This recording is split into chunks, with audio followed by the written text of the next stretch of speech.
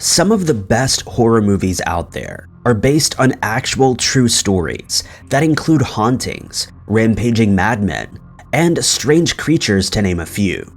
But not all real-life horror stories make it to the big screen, though many of these real stories are bizarre enough to become true blockbusters. Number 5.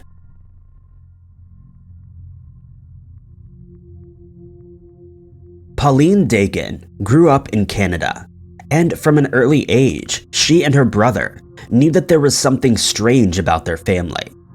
As an adult, she recalls her brother asking her on many occasions what she thought the reason was for their family not being like those they saw around them.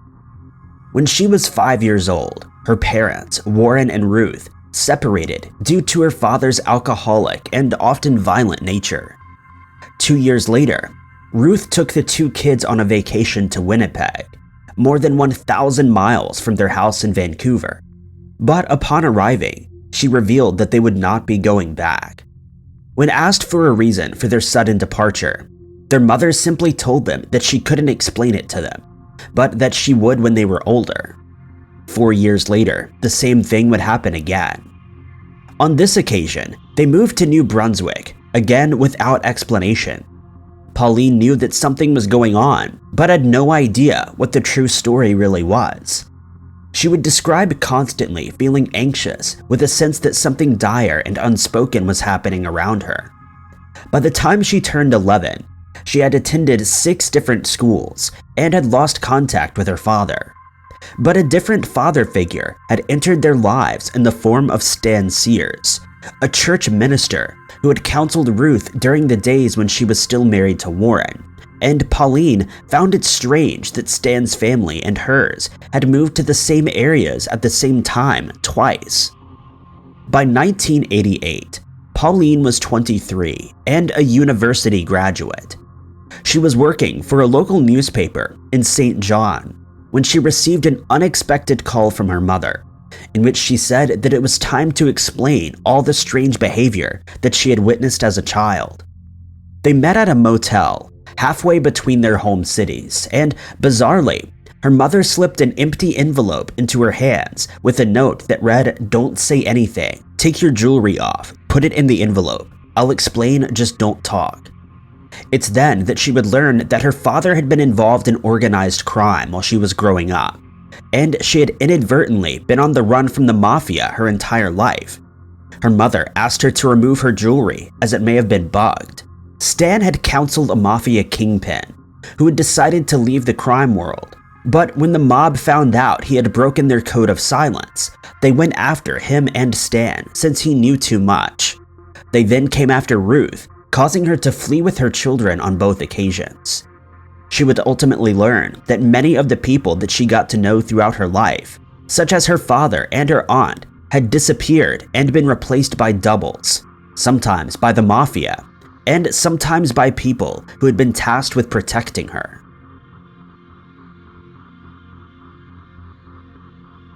Number 4.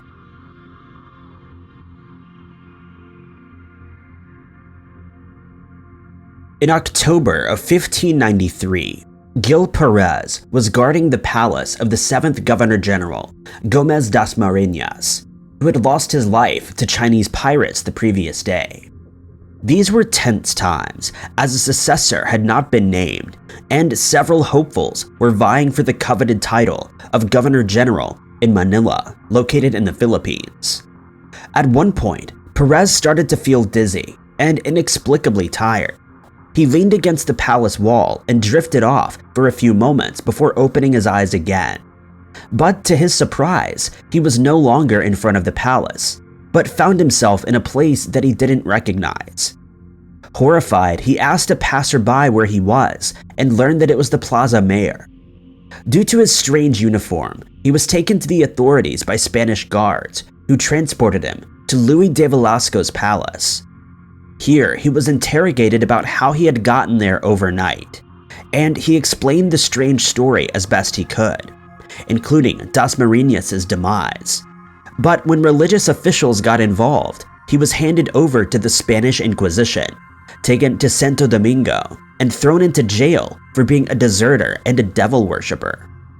Then, when a Spanish unit arrived in Acapulco sometime later, it was revealed that Perez's claims about Dasmariñas' assassination were true, and he was recalled to Mexico, where he was recognized as the guard who disappeared. Thereafter, he was set free and sent back to Manila. To this day, no one has been able to explain how Perez had disappeared from his guard station, only to appear in Mexico City in the blink of an eye, 9,000 miles away.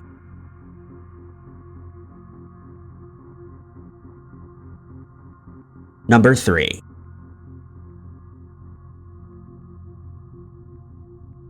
In 1950, Jacqueline Cadeau, an 18-year-old woman from Paradise, Louisiana, started noticing that someone was whistling outside her window at the house that she shared with her mother. At first, she thought nothing of it, but when the strange wolf whistles continued every night, she started to worry that someone was stalking her. She was never able to see where the whistling was coming from, and when her house was broken into, she knew that she was dealing with someone sinister. When she announced her engagement to State Trooper Herbert Belsom, she assumed that it would stop, but instead, the strange story escalated. The wolf whistles that she'd heard before had now turned into a menacing funeral dirge. On some occasions, she would hear the whistles fade away, only to be followed by a blood-curdling moan. Other people started hearing the same sounds, but they could never locate its source. Jacqueline then started receiving phone calls from a man who threatened to end her life if she went ahead with the wedding.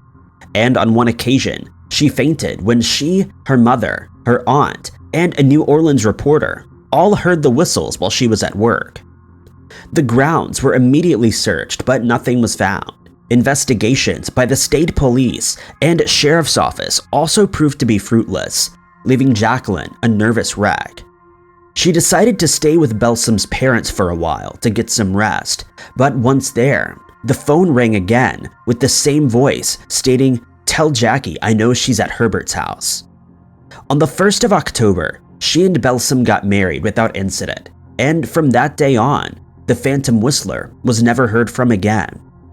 The local sheriff, who thought it was all a hoax at first, would later state that he'd caught the man responsible, but he never revealed what his identity was, and he remains a mystery to this day.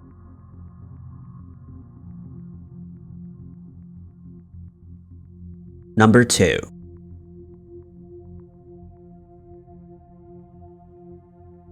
The Monte Vista Hotel, located in Flagstaff, Arizona, opened its doors on New Year's Day, 1927, during the Prohibition era.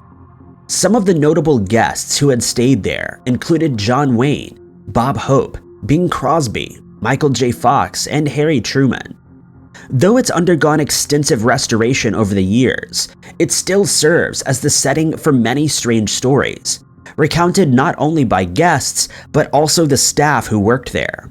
As with many of the surrounding buildings of roughly the same age, its rooms and hallways are said to be haunted, with the spirits of those who frequented the building long ago, one of which is known as the Meat Man from room 220.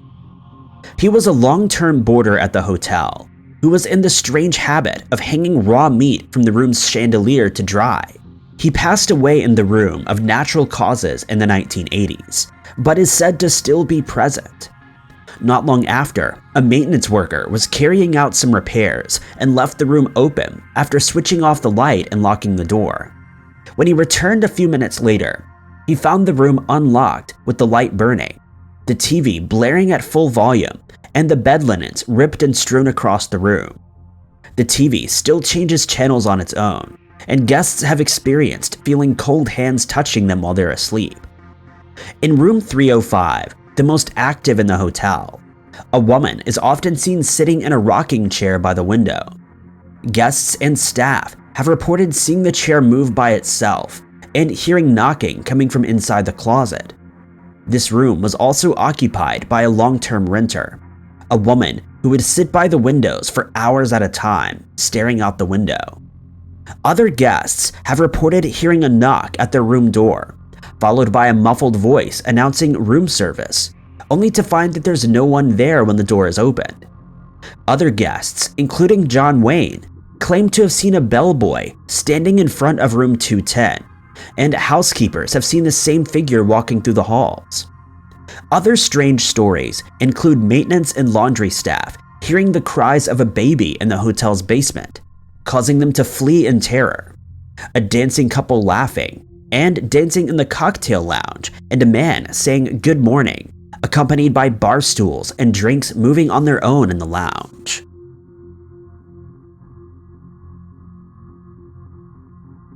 Number 1.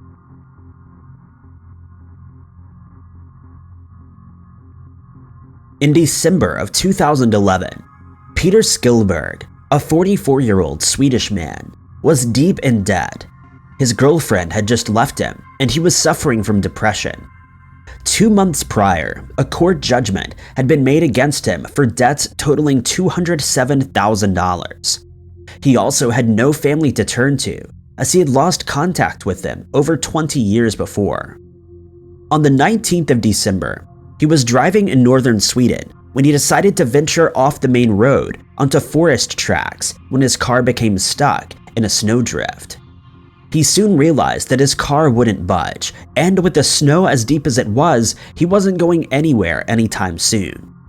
But he hadn't envisioned just how long he would be there. With nothing to eat or drink save for a few soft drinks, he eventually resorted to grabbing handfuls of snow from the roof of his car to quench his thirst. But 2 months later, he was still inside the car, and unbelievably, he was still alive. This is when passing snowmobilers spotted the car, and thinking that it had been abandoned after a crash, went to investigate, digging into the snow to reach the windows. As they scraped ice from the car's windshield, they saw movement inside and contacted police. It was thought at first that Peter was a tourist who'd gotten stuck after attempting to photograph elk in the area, but it soon became clear he had been there for quite some time. He was emaciated and dehydrated when he was extracted from the vehicle, and police say he only had the clothes he was wearing and a sleeping bag to keep him warm at a time of year when temperatures regularly fell below -22 degrees Fahrenheit. He hadn't had anything to eat for nearly 2 months, and doctors believe his body went into a type of hibernation to protect him from the cold.